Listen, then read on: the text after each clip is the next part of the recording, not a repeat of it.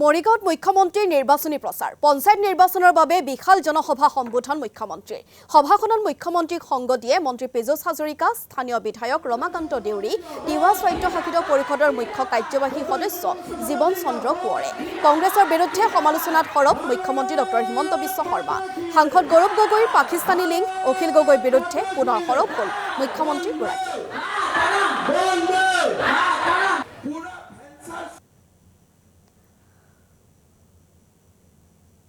প্ৰথম পৰ্যায়ৰ নিৰ্বাচন 2 তাৰিখে হ'ব দ্বিতীয় পৰ্যায়ৰ নিৰ্বাচন 7 তাৰিখে হ'ব ভাৰতীয় জনতা পাৰ্টি এজিপি আমি সকলোৱে অত্যন্ত আশাবাদী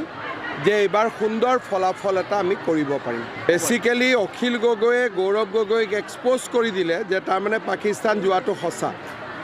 এইটোতো অখিল গগৈ ডাঙৰীয়া অলপমান চালাক হয় নহয় যিটো কথা গৌৰৱ গগৈ এতিয়ালৈকে কোৱা নাই মই যোৱাটো হয় নে নহয় অখিল গগৈয়ে তেওঁক এক্সপ'জ কৰি দিলে যে গৌৰৱ গগৈ যোৱাটো সঁচা